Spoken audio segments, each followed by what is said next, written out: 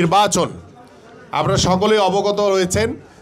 আমরা আপনাদের উপরে ওই যে আওয়ামী লীগ কী করছে, জোর করে আওয়ামীকরণ করার চেষ্টা করেছে, সবাইকে বাধ্য করেছে আওয়ামী লীগ করতে হবে, করছে না গত 17 বছর। কিন্তু আমরা কিন্তু এটা বলবো না, আমরা এটা বলবো না।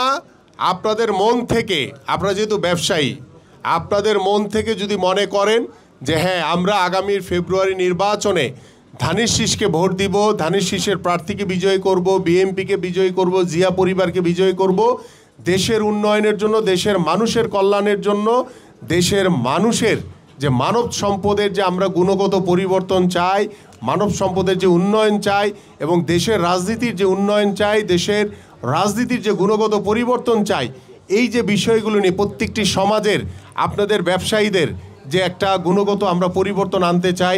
আপনারা যাতে সুন্দরভাবে ব্যবসা করেন, আপনাদের যাতে কোনো রকম কোনো চাঁদাবাজ, কোনো লুটতরাজ বা কোনো কারো বিষয় যাতে আপনার কোনো ক্ষতিগ্রস্ত না হন, সেই বিষয়গুলো কিন্তু আমরা শতভাগ দায়িত্ব নিয়ে আপনাদেরকে নিশ্চিত করব যে আমরা প্রত্যেকটি বাজার হবে চাঁদাবাজ মুক্ত, প্রত্যেকটি বাজার হবে কোনো বিশৃঙ্খলা থাকবে না। সেখানে আপনারা সহনশীলভাবে ব্যবসা করবেন, আপনারা সুন্দরভাবে ক্রেতাদেরকে আপনারা ভালো জিনিসটা দিবেন, এটা আপনাদের কাছে চাই।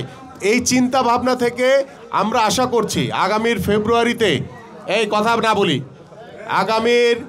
আগামীর ফেব্রুয়ারিতে যে নির্বাচন হবে সেই নির্বাচনে আল্লাহর রহমতে আপনাদের ভোটে, দেশের সাধারণ মানুষের ভোটে বাংলাদেশ জাতীয়তাবাদী দল বিএনপি নির্বাচিত হলে, এবং এখানে আমার ঢাকা 16 আসনের ভোটার রয়েছেন অনেকে, এই পল্লবী এবং রূপনগরের এবং আশেপাশে অনেক এলাকার ভোটাররা রয়েছেন।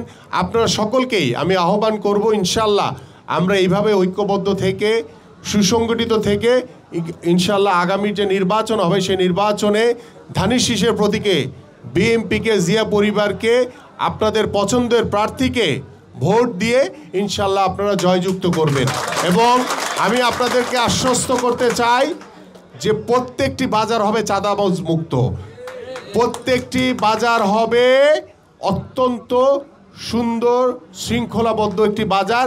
সেই বিষয়ে আপনাদের সাথে বসে আলোচনা করে, এখন হয়তো বা পারবো না করতে, আগামী নির্বাচনের পরে আপনাদের সাথে ইনশাল্লাহ আবার বসবো, আবার কথা হবে প্রত্যেকটি বাজারকে কিভাবে একটি শৃঙ্খলার ভিতরে আনা যায়। এবং ওই যে আমাদের এক ভাই বলেছে যে পাকা করা দরকার, উপরে শেড দরকার, এই বিষয়গুলো পরবর্তীতে আপনাদেরকে স্থায়ীভাবে বরাদ্দর মাধ্যমে কিভাবে সুন্দরভাবে যাতে আপনারা স্থায়ীভাবে ব্যবসাটা করতে পারেন সেই ব্যবস্থা ইনশাল্লাহ আমরা করব আগামীতে। এই জন্য আমি আবারও বলছি যে আমরা কোনো চাঁদাবাজ, দখলদার, লুটতরাজ, কোনো সন্ত্রাসীকে কোনোভাবেই প্রশ্রয় দিব না। সেই বিষয়ে আমরা জিরো টলারেন্স। আমরা যাকে পাবো, যেই অন্যায় করবে, বিশৃঙ্খলা করবে, তাকে আমরা আইনের আওতায় এনে তার বিচার করা হবে। আমরা সেই জায়গাতে কাউকে ছাড় দিব না। এবং আমি আপনাদেরকে আশ্বস্ত করছি, আপনারা যদি এইভাবে ঐক্যবদ্ধ থাকেন, কোনো বিশৃঙ্খলাকারী, কোনো চাঁদাবাজ আপনাদের কোনো কিছুই করতে পারবে না, কোনো ক্ষতি করতে পারবে না ইনশাল্লাহ। এবং আমি আপনাদের পাশে রয়েছি, পাশে থাকবো ইনশাল্লাহ। শুধু এই নির্বাচনের আগের জন্য বসা না, নির্বাচনের পরে ইনশাল্লাহ আল্লাহ পাক যদি আমাদেরকে কবুল করে আপনাদের সাথে আবারও বসবো। কারণ আপনাদের সমস্যা আমার নিজের সমস্যা, আমি আপনাদের সমস্যাগুলো নিজের সমস্যা মনে করে এগুলোকে দ্রুত কিভাবে সমাধান করা যায় সেই চেষ্টা ইনশাল্লাহ করব। আপনাদের সকল